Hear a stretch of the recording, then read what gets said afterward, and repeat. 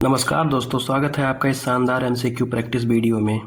इसमें previous year में आए हुए कुछ इम्पॉर्टेंट क्वेश्चंस हैं जिसको इस वीडियो में शामिल किया गया है और जहाँ पे हो सकता है वहाँ पे एक्सप्लेनेशन भी दिया गया है। अगर आप किसी भी वनडे एग्ज़ाम की तैयारी कर रहे हैं तो ये वीडियो आपके लिए बहुत ही ज़्यादा महत्वपूर्ण होने वाली है।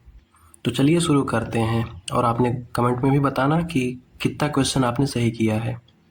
पहला क्वेश्चन है, जैन धर्म में गृहस्थ व्यक्ति को संन्यास ग्रहण करने से पहले कितनी आध्यात्मिक अवस्थाओं जैसे प्रतिमाओं से होके गुजरना पड़ता है? आपका सही आंसर है 11 प्रतिमाओं से होकर के गुजरना पड़ता है। और ये 11 प्रतिमाएं या 11 अवस्थाएं हैं कौन कौन से? चलिए इसको देखते हैं। पहली प्रतिमा है दर्शन प्रतिमा। इसमें है सम्यक दर्शन, सही श्रद्धा को अपनाना, झूठी आस्था और अंधविश्वास का त्याग करना और जैन धर्म का जो भी सिद्धांत है उसमें पूर्ण विश्वास रखना। दूसरा है व्रत प्रतिमा। इसमें जो भी 3 व्रत हैं, 5 अणु व्रत, 3 गुण व्रत और 4 शिक्षा व्रत, इसका पालन करना और साथ साथ में ब्रह्मचर्य, अस्तेय, सत्य, अहिंसा और अपरिग्रह का भी अभ्यास करना।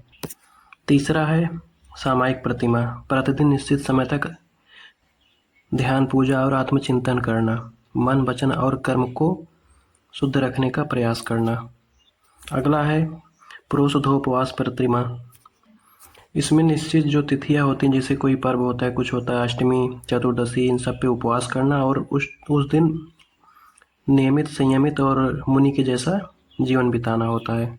अगला है सचित त्याग प्रतिमा। ऐसे खाद्य पदार्थ का त्याग करना जिसमें जीवों की अधिक संभावना, जैसे कि मांस हो गया या फिर ऐसे जिसमें जीवों की हत्या ना हो, जीवों को कोई नुकसान ना हो, ऐसे खाद्य पदार्थों का सेवन करना और अहिंसा के सिद्धांत का अधिक पालन करना। अगला है रात्रि भुक्ति त्याग प्रतिमा है। सूर्यास्त के बाद भोजन का त्याग करना और रात्रि में सूक्ष्म जीवों की रक्षा के उद्देश्य से यह नियम अपनाया जाता है। अगला है ब्रह्मचर्य प्रतिमा। पूर्ण ब्रह्मचर्य का पालन करना और अपने इंद्रियों और वासनाओं पर नियंत्रण करना। अगला है आरंभ त्याग प्रतिमा। हिंसा वाले जो भी व्यवसाय हैं, जो भी कार्य हैं, सांसारिक कार्यों का त्याग करना और जीवों को अधिक संयमित बनाना है। अगला है परिग्रह त्याग प्रतिमा। इसमें धन संपत्ति या फिर सुख सुविधाओं से मोह करना, इसके मोह को त्याग देना है और जो भी वस्तुओं की आवश्यकता है वहीं तक सीमित रहना, उससे ज़्यादा नहीं। अगला है अनुमति त्याग प्रतिमा।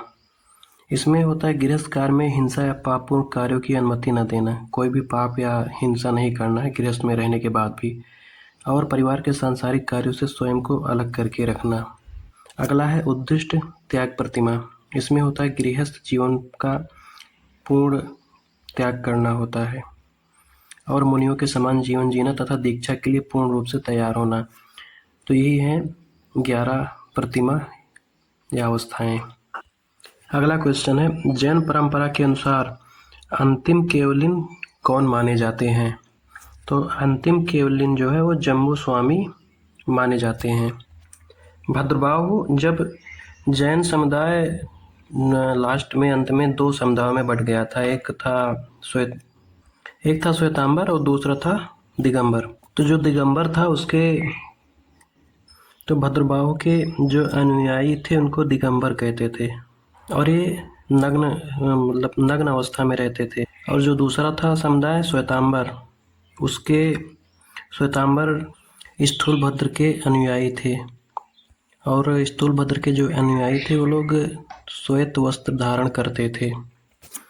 और ये सुधर्मा स्वामी, इन्हें आर्य सुधर्मा भी कहा जाता है। जब महावीर स्वामी की मृत्यु हो जाती है तो उसके बाद जो सुधर्मा स्वामी है, या जिसे आर्य सुधर्मा या आर्य सुधर्मन भी कहा जाता है, तो ये जैन धर्म के प्रमुख अध्यक्ष बने। अगला क्वेश्चन है, जैन धर्म में गृहस्थों के लिए निर्धारित सील या व्रतों की संख्या कितनी है? तो सील या व्रतों की संख्या इसमें 7 है। तो चलिए देखते हैं 7 सील और व्रत कौन से हैं सातों। तो इनका उद्देश्य मेन होता है कि गृहस्थ के जीवन में संयम और अनुशासन और आत्मनियंत्रण को बढ़ाना होता है। 7 सील व्रत यहाँ पे हैं। दीर्घव्रत अपनी गतिविधियों की दिशा और क्षेत्र को सीमित रखना। देशव्रत कुछ समय के लिए अपने भ्रमण क्षेत्र को और अधिक सीमित करना, मतलब कम ही घूमना। अनर्थदंड विरति वक्र बिना कारण के होने वाले पाप कार्यों का त्याग करना।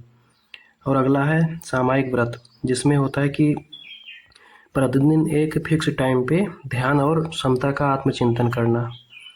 और अगला है प्रोषधोपवास व्रत। इसमें होता है कि जैसे कि मुनि लोग होते हैं, किसी विशेष तिथि या विशेष पर्व को संयमित जीवन अपनाते हैं, उपवास करते हैं, उसके बारे में है ये। और उपभोग परिभोग परिमाण व्रत, इसमें होता है कि उपभोग और उपयोग की वस्तुओं को सीमित निर्धारित करना, मतलब जितना ज़रूरत है उतना ही, उससे ज़्यादा नहीं। और अगला है अतिथि समविभाग व्रत।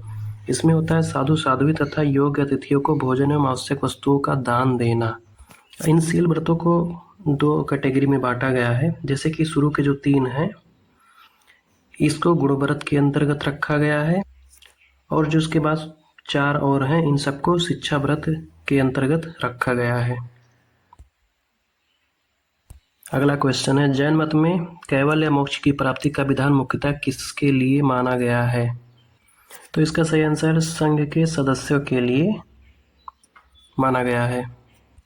अगला क्वेश्चन है, जैन दर्शन के अनुसार पापों की कुल कितनी श्रेणियां बताई गई हैं? तो पापों की कुल 18 श्रेणियां बताई गई हैं। तो चलो देखते हैं 18 श्रेणियां कौन कौन सी हैं।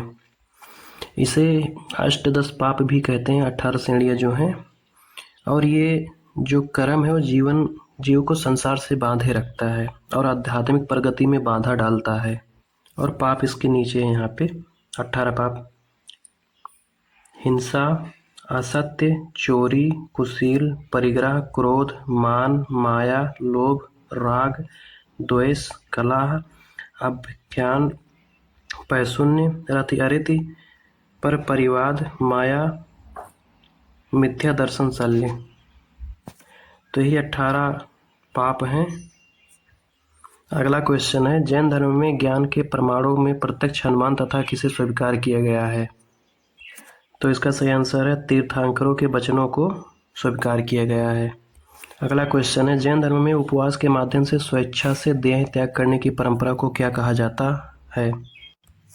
तो इसे संलेखना या संथारा विधि कहा जाता है। इसके माध्यम से स्वेच्छा से देह का त्याग करते हैं। और निर्वाण मतलब जन्म मृत्यु के बंधनों से मुक्ति होता है।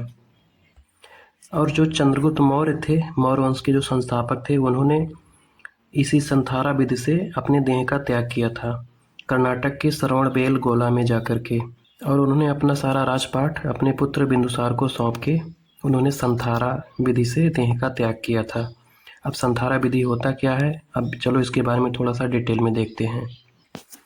संलेखना संथारा एक जैन का धार्मिक व्रत है। इसमें समाधि या मरण भी कहा जाता है। इसमें क्या होता है कि जीवन का जब अंत निकट आ जाता है, जैसे ज़्यादा वृद्ध हो गए हैं, असाध्य रोग हो गया है या अकाल मृत्यु आदि भी है, तो वह राग द्वेष और सभी सांसारिक आसक्तियों का त्याग करके धीरे धीरे भोजन और जल का त्याग करते हैं। और इसी विधि से धीरे धीरे उनकी मृत्यु हो जाती है। और भोजन और जल का त्याग धीरे धीरे करते हैं। और इसका उद्देश्य क्या है? कर्मों की क्षय करना, मतलब निर्जरा करना, सारे कर्मों का खत्म करना, समता भाव बनाए रखना, मोक्ष की ओर अग्रसर होना, और अंतिम समय में सभी राग द्वेष मोह भय इन सभी से मुक्त हो जाना, मोह माया जो भी है सबसे। अगला क्वेश्चन है, भगवान महावीर की मूर्ति पूजा का प्रारंभ सबसे पहले किस जैन संप्रदाय में माना जाता है? तो इसको श्वेतांबर जैन संप्रदाय, जिसके संस्थापक स्थूलभद्र थे और जो लोग सफ़ेद वस्त्र ग्रहण करते थे, तो यही संप्रदाय में भगवान महावीर की मूर्ति पूजा का प्रारंभ माना जाता है। अगला क्वेश्चन है, अहिंसा, सत्य, अस्तेय, ब्रह्मचर्य और अपरिग्रह इन 5 सिद्धांतों को सामूहिक रूप से क्या कहा जाता है?